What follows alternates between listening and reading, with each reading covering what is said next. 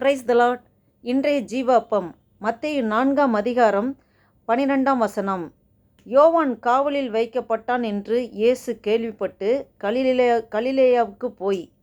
இது என்ன பார்க்குறோன்னா, நம்ம நேற்று பார்த்தோம், அந்த வனாந்தரத்தில் 40 நாள் ஆண்டவர் உபவாசம் இருந்து, இரவும் பகலும் புசியாமலும் குடியாமலும் உபவாசம் இருந்து, அவர் அந்த 40 நாள் கழிஞ்சு வரும்போது அவருக்கு பசி உண்டாயிட்டு, அதுக்கப்புறம் சோதனைக்காரன் வந்து 3 விதமான சோதனையை பிசாசு இயேசுவிடம் அதை காண்பிக்க பார்த்தான். ஆனாலும் ஒவ்வொரு சோதனையெல்லாம் ஆண்டவர் வெற்றி கொண்டார், ஜெயம் எடுத்தார். இப்போ அந்த சோதனை முடிஞ்ச பிறகு என்ன போட்டிருக்குன்னா, இதை நம்ம லூக்கா அதிகாரத்தில் பார்த்தோன்னா, லூக்கா அதிகாரத்தில் 4ஆம் அதிகாரம் 13ஆவது வசனம். பிசாசானவன் சோதனை எல்லாம் முடித்த பின்பு சில காலம் அவரை விட்டு விலகி போனான். பின்பு இயேசு ஆவியானவருடைய பலத்தினாலே கலிலேயாவுக்கு திரும்பி போனார். அவருடைய கீர்த்தி சுற்றிலும் இருக்கிற தேசமெங்கும் பரம்பிற்று.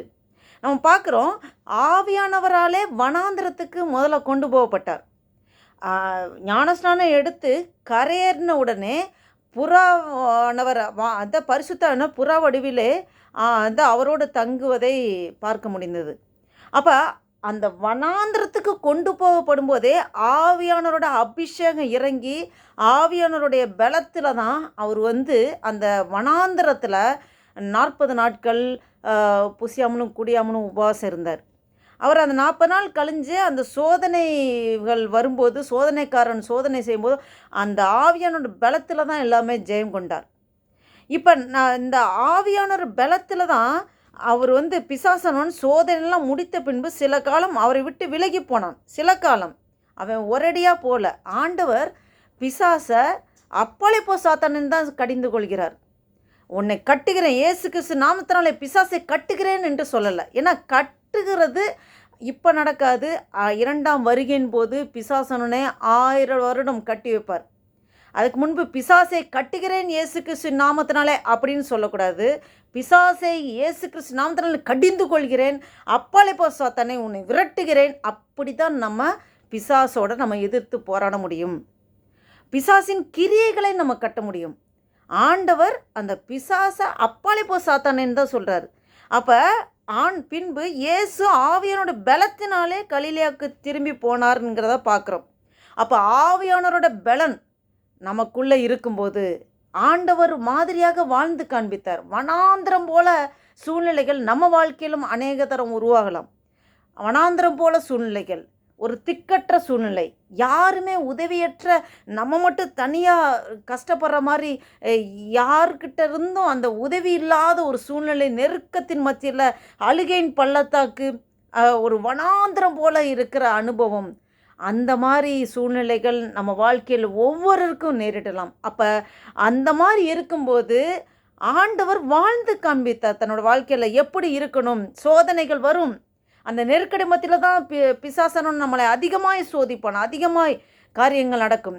என்ன இருந்தாலும் நாம் ஆவியில் பலப்படுகிறவர்களாக, ஆவியான நமக்குள்ளே இருக்கிறார் அந்த உணர்வோடு, கிறிஸ்துவான மகிமின் நம்பிக்கையாக நமக்குள்ளே இருக்கிறாருங்கிற உணர்வோடு, நாம் தனியாக இல்லை, நம்ம கூட ஆண்டவர் கிறிஸ்து நமக்குள்ளே இருக்கார், பரிசுத்தாவியான நம்மளோடைய வாசம் செய்கிறாருங்கிற அந்த உணர்வு எப்போதுமே நம்மளோட இருக்கும்போது, ஆவியான பலம் நம்ம மேல் இறங்கும்போது நம்ம எல்லாத்தையும் ஜெயம் கொள்ளுகிறவராக இருப்போம். எப்படி ஜெயம் கொள்ளுவோம்?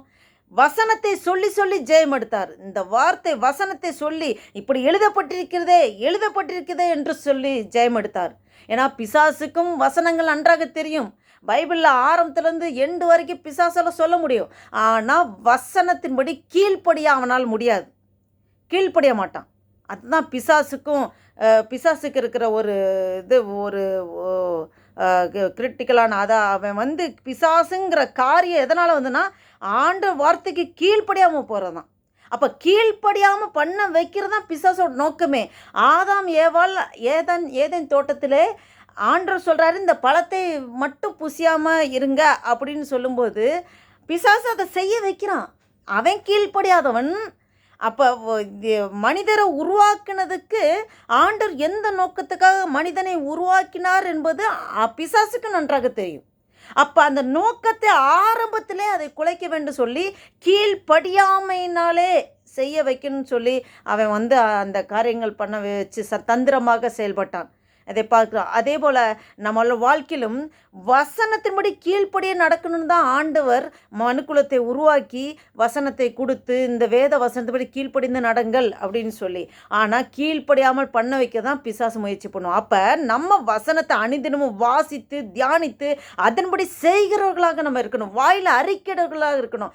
ஆண்டவர் வாயினாலே அறிக்கையிட்டார். அவன் வசனத்தை சொல்லி இந்த வசனத்தின் மூலமாக தந்திரமாக உள்ளார வந்து அவனுக்கு ஏற்ற மாதிரி சில காரியங்கள் சொல்லி, இப்படி எழுதப்பட்டிருக்கிறதே, இப்படி எழுதப்பட்டிருக்கிறதே, நீ இப்படி செய்யலாமே, கல்லுகளை அப்பமாக மாற்றி புசிக்கலாமே, நீ தாழ குதியும், கைட்டில் நிற்க வச்சு தாழ குதியும், தூதர்கள் தாங்கிக் கொள்வார்கள், ஏந்தி கொள்வார்கள் என்று எழுதப்பட்டிருக்கிறதே என்று சொல்லி வசனத்தை சொல்லி தான் பேசுவான். அப்போ நம்ம வசனத்தை சொல்லி தான் ஜெயம் எடுக்கணும்.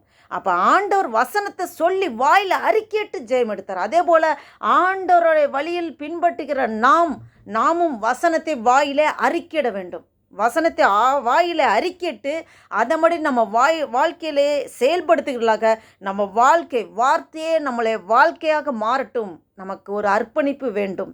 ஆண்டவரே, என்னை உருவாக்கினதுக்கு ஒரு நோக்கம் உண்டு, ஒரு முகாந்திரம் உண்டு. நான் அந்த வசனத்தின்படி என்னை முழுவதுமாக ஒப்பு கொடுக்குறேன் ஆண்டவரே என்று சொல்லி நம் முழுமையாக கீழ்ப்படுகிற ஒரு சுபாவத்துக்குள் வரும்போது நம் வாழ்க்கை எல்லாம் ஜெயமாய் மாறும். அல்லேலூயா. ஆவியானவர் இவ்வேளையில் இயேசு கிறிஸ்து அந்த வனாந்திரத்திலே அந்த சோதனை போராட்டத்தின் மத்தியில் அவர் எப்படி ஜெயம் கொண்டார் என்பதை நாம் சிந்தித்தோம். இவ்வேளையில் அந்த வனாந்திரத்திலே சோதனை காலம் முடிந்த பிறகு பிசாசன் சோதனையெல்லாம் முடித்த பின்பு சில காலம் அவரை விட்டு விலகி போனான். பின்பு இயேசு ஆவியானோட பலத்தினாலே கலிலேயாவுக்கு திரும்பி போனார். அதாவது இதில் பிசாசு சில காலம் அவரை விட்டு விலகி போனான், பர்மனெண்ட்டாக விலகி போகலன்னு சொல்ல. அவன் வந்து சில காலம். அதே போல் நம்ம வாழ்க்கையிலும் நம்மளுடைய நம்மளோட நம்ம சரீரத்தில் ஜீவன் இருக்கிற வரைக்கும் பிசாசோட சோதனை கடைசி நிமிஷம் வரைக்கும் இருக்கும். ஆனாலும் உலகத்தில் இருப்பனை காட்டில் நமக்குள் இருக்கிற பெரியவர். நம்ம அந்த உணர்வோடு நமக்குள்ளே தேவாதி தேவன், கர்த்தாதி கர்த்தர், வானத்தையும் பூமியும் உருவாக்கின தேவன் நமக்குள்ளே வாசம் செய்கிறார். நம்ம சாதாரண நாட்கள் கிடையாது, நம்ம விசேஷித்த பாத்திரம் என்ற உணர்வோடு நம் வார்த்தை வசனத்தை சொல்லி ஜெயமெடுக்கிறவர்களாக நம்ம இருக்கும்போது பிசாசு நம்மளிடம் நெருங்க பயப்படுவான், நம்மளை விட்டு விலகி போவான். அவன் வந்து சில காலம்னா அடிக்கடி வந்து நம்மளை அட்டாக் பண்ண பார்த்தாலும் நம்ம இந்த உறுதித்தன்மையோட நம்ம கற்பாறை மேல் கற்பாறையாக கிறிஸ்துவின் மேல் கட்டப்பட்டவராக நம்ம வாழ்க்கை அமையும் போது நம்மக்கிட்ட பிசாசு நெருங்கவே முடியாது. அல்லேலூயா. ஜெபம் செய்வோமா? அல்லேலூயா. ஸ்தோத்திரிக்க கத்த ஸ்தோத்திரிக்கிறோம் ஆண்டவரே. நன்றி தகப்பனே, நன்றியோடு துதிக்கிறோம். ஸ்தோத்திரிக்க கத்தாவே ஆண்டவரே, இந்த காலை வேலைக்காக நன்றி செலுத்திக்கிறோம் ஆண்டவரே. காலைதோறும் உடைய கிருபைகள் புதிதாக இருக்குது சொல்லியிருக்கிற ஆண்டவரே. இந்த புதிய நாளில் இந்த புதிய கிருபை தந்ததுக்காக நன்றி செலுத்திக்கிறோம் ஆண்டவரே. அப்பா ஸ்தோத்திரக்கத்தை இந்த வாசித்த வேத வசனத்தின்படி ஆண்டவரே, அப்பா ஏசப்பா ஆண்டவரே, அப்பா ஆவியானவராலே ஏசப்பா நீங்கள் வனாந்திரத்துக்கு கொண்டு போகப்பட்டு ஆண்டவரே, அப்பா 40 நாள் இரவும் பகலும் உபவாசம் இருந்து ஜெபித்திர ஆண்டவரே. அப்பா ஸ்தோத்திர கர்த்தாவே, தேவ பிரசன்னத்தில் இருக்கும்போது ஆண்டவரே, அப்பா ஸ்தோத்திர கர்த்தாவே, உலக பிரகாரமான போஜனத்தினாலே பலன் தருகிறது. அது அந்த மாதிரி தேவ பிரசன்னத்தில் இருக்கும்போது ஆவிக்குரிய போஜனமாகிய வேத வசனத்தின் மூலமாக அப்பா உன்னத பலத்தினாலே நிரப்புகிறதுக்கு நீர் அப்பா சித்தமுள்ளராக இருக்கிறீர், பலன் தருகிறார் இருக்கிறீர். ஆவியானவரே பலப்படுத்துகிறீர் ஆண்டவரே. நன்றி அப்பா ஆண்டவரே. அதுபோல் நாங்களும் எங்களோட வாழ்க்கையில் வனாந்திரம் போல அநேக சூழ்நிலைகள் வந்தாலும் ஆண்டவரே, நாங்கள் உபவாசத்தினாலும் சில காரியங்கள் நீங்கள் சொல்லியிருக்கிறேன், உபவாசத்தினாலும் ஜபத்தினாலும் இவ்வகை பிசாசுகளை துரத்த முடியாதுன்னு சொல்லியிருக்கிறேன் ஆண்டவரே. நாங்கள் ஆவியில் பலப்படும்படியாக உபவாசத்திலும் ஜபத்திலும் உறுதியாக தரித்திருக்கிறவர்களாக அப்பா ஸ்தோத்திர கர்த்தாவே, வசனத்தை வாயில அறிக்கையிட்டு அந்த வசனத்தை நாங்கள் வாயில சொல்வது மட்டுமல்ல அதன்படி வாழ்ந்து காமிக்கிறவர்களாக ஆண்டவரே, நாங்கள் கீழ்ப்படுத்தலுள்ள ஆவி எங்கள் உள்ளத்தில் அப்பா நீர் ஊற்றும்படியாக ஜெபிக்கிறோம் கத்தாவே. ஆண்டவரே அப்பா, நீர் எங்களுக்கு ரோல் மாடலாக அப்பா வாழ்ந்து காண்பித்து விட்டு போயிருக்கிற ஆண்டவரே, நாங்களும் அதன்படி செய்வதற்கு ஆவியானவரே நீர் எங்களை பலப்படுத்துறதுக்காக ஸ்தோத்திரம். ஆவியானவர் பலத்திலே நாங்கள் எல்லாத்தையும் ஜெயம் கொள்ள நீர் கிருபை பாராட்டுக்கிறதுக்காக ஸ்தோத்திரம். வேலை அடிமை எனக்கும் ஆண்டவரே அப்பா, அந்த வீடியோ பார்த்து கொண்டிருக்க கேட்டுக்கொண்டிருக்க ஒவ்வொரு மீதும் உடைய பிரசனை இறங்கும்படியா ஜெபிக்கிறோம் ஆண்டவரே. ஆவியானவர் உன்னத பலத்தினாலே எங்களை நிரப்புறதுக்காக நன்றி செலுத்துகிறோம். இந்த நாள் முழுவதும் உடைய கிருபை எங்கள் கூட இருந்து உடைய பலத்தினாலே எங்களை நிரப்பி நீர் பாதுகாத்துக் கொள்வதற்காக ஸ்தோத்திரம் ஆண்டவரே. எந்த பிசாசின் கிரியைகளை எங்களை தொட முடியாதபடி ஆண்டவரே அப்பா, பிசாசனவன் ஆண்டவரே அப்பா கொஞ்ச காலம் விலகி போனானே ஆண்டவரே, அதுபோல் ஆண்டவரே அப்பா, நாங்கள் வசனத்தினாலே கட்டப்பட்ட வாழ்க்கையாக எங்கள் வாழ்க்கை மாறும்போது பிசாசானவனு எங்களை தொடுவதற்கு முடியாத ஆண்டவர் விலகி போவான் ஆண்டவரே. நீர் அப்படியே அப்பா ஸ்தோத்திர கத்தவை எங்கள் ஒவ்வொரு வாழ்க்கையும் ஆண்டவரே நீர் ஜெயமுள்ள வாழ்க்கையை நீர் அமைத்து தருவதற்காக நன்றி செலுத்துகிறோம். ஆசீர்வதிங்க, பலப்படுத்துங்க. இயேசு கிறிஸ்து நாமத்தினால ஜெபிக்கிறோம் ஜீவன் நல்ல பிதாவே, ஆமேன். என் ஆத்துமாவே கர்த்தரை ஸ்தோத்திரி, என் முழுவதுமே அவரோட பரிசுத்த நாமத்தை ஸ்தோத்திரி.